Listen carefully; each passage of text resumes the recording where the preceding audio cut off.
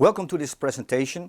We had major seismic activity on the 24th, most notably in Venezuela, a doublet, a 7.1, followed by a 7.5 within 40 seconds. A major destructive seismic activity, many fatalities and also still many people missing, according to the latest reports. But within 25 minutes there was also borderline 7 near the east coast of Honshu, Japan. This is huge seismic increase within an hour on the 24th. And if we look at the planetary lunar geometry that we had in this time frame that I discussed in the previous update, we had Venus and Saturn here on the 18th, followed by lunar peaks on the 19th, 20th. We had this convergence on the 22nd that I mentioned specifically, especially the moon with Saturn and with Neptune. And also the convergence from the 25th to the 27th. If we look at the seismic activity that we had so far, we see the typical temporal clustering, 6.6 and higher 5 major earthquakes on the 19th, 20th with the lunar peaks and following the Venus peak here. Then for almost 4 days, no increased seismic activity, no 5.5 or larger earthquakes, and then here on the 24th this sudden burst of major earthquakes as we approach the second convergence from the 25th to the 27th. In total, the major earthquakes in Venezuela, Japan, followed by 6.5 million now Philippines. This is a huge seismic increase within about 1.5 days, well above average. Now, this is way more than I anticipated based on the convergence that we had on the 22nd. Interestingly, if we look at the major earthquakes in Venezuela, that was a doublet. It happened before in 1812. Now, if we look at what happened in 1812 in the solar system, on 26 March 1812, 7.1, 7.4 doublet in Venezuela was preceded by a near convergence of 3 planetary alignments with Earth, Venus, Mars, Sun, Venus, Jupiter, and also Mercury, Sun, Earth. Very tight convergence in the days before those major earthquakes. This is obvious convergence of critical planetary geometry, and that would perfectly explain a major seismic activity like a doublet. That did not happen this time. If you look at the solar system again, we had the lunar geometry of Neptune and with Saturn that could have resulted in mid to high 6 magnitude seismic activity, maybe even borderline 7, but not the seismic burst that we actually had. The only planetary geometry that we had in addition converging with the lunar geometry was Venus making a right angle with Mars and Jupiter. It is very important to understand that this is not geocentric. This is not as seen from Earth. It's also not heliocentric as seen from the Sun. No. Imagine you are on Venus and you look at the sky, then you will see Mars and then you see Jupiter 90 degrees separated in the night sky. That's Venus-centric observation, and that's the 90 degrees here. Is it significant?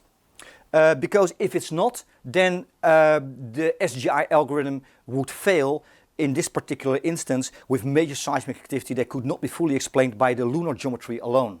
This is how we conduct the research. So I did research on this specific geometry, Venus making right angles with Mars and Jupiter. I have to do this in order to validate the Ssgi algorithm. So I did. I looked at the last 26 years. When Venus made a right angle, 90 degrees each time with Mars and Jupiter, it happened 32 times. And then I looked at a seismic increase within 2 days. So we had the occurrence and then counting 2 days from that moment. And then we see that with magnitude 6 earthquakes, 25 times out of those 32 were indeed followed by a magnitude 6 earthquakes within 2 days. That results in a binomial p-value of 0.00105, which means statistically highly significant. We can go even further and look at 5.9, which happens slightly more often, but we see 100% coverage, and that shouldn't be possible. I have done so much research on planetary geometry, all kinds of planetary geometry, and there have always been a few cases. For instance, here with 32 cases, there could be 2, 3, or 4 cases where nothing happened. That would be normal. But we see a 5.9. This is notable seismic activity within 2 days, and it happened every time when Venus made a right angle with Mars and Jupiter. If that doesn't convince you, let's have a look at just the last 3 years. We see in 2023 Venus a right angle with Mars and Jupiter. That was on January 7th. It was followed by 2 major earthquakes, 7.0, 7.6 in 2 days, within 2 days.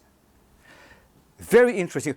Admittedly, this planetary geometry here on the 7th of January converged with additional planetary geometry, effectively masking Venus, Mars, Jupiter as effective geometry.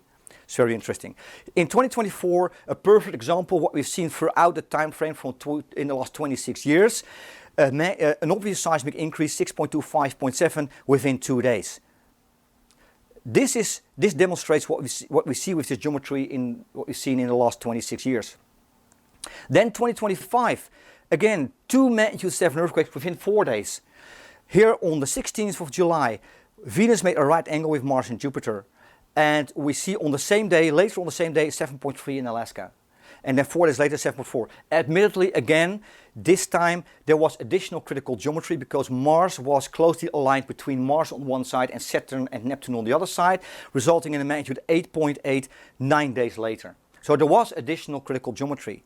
But again, this 2 magnitude 7 earthquakes is noteworthy. And then here in 2026, this is a unique case because the Venus-Mars-Jupiter geometry was the only planetary geometry which allowed me to isolate it and do specific research on that geometry. And we have, even if we count the doublet in Venezuela as one event, we still have 2 major seismic events. Now imagine, statistically, that you have 32 cases in a 26-year period. Imagine that you, in any 26 period, you mark 32 dates on your calendar. How many of those dates will match magnitude 6 within 2 days, or even a double magnitude 7 earthquake? A double magnitude 7 earthquake, that is statistically almost impossible.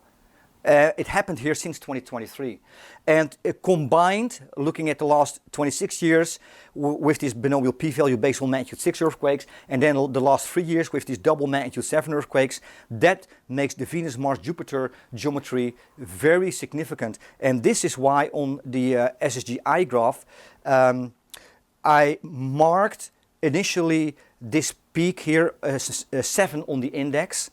That's what I had initially, because I know Venus at the right angle can be somewhat critical, but not until now with Mars and Jupiter. So I adjusted the Ssgi algorithm, and now you see that this peak has 11 on the index rather than 7. And this validates the huge seismic increase that we had, not just because of this instance, like, oh, we have a huge burst of strong earthquakes on the 24th, so I'm going to raise that. No, this is not how it works. You have to do thorough statistics, looking at larger timescales like the last 26 years and also the last 3 years, whether or not we had huge seismic increase following that particular geometry. This is how we conduct the research. This is how the Ssgi algorithm works. Doing thorough research, building statistics, whether or not Venus, Mars, Jupiter indeed statistically results in increased seismic activity. And based on the last 26 years, yes, it does. So we see the temporal clustering. This is what happens most of the time following specific planetary and lunar geometry. And we see, unfortunately, very large earthquakes in Venezuela and also Japan as a result. Okay, this is the presentation so far. I will do a normal update and also we'll cover the next time frame in the next video. Thanks for watching.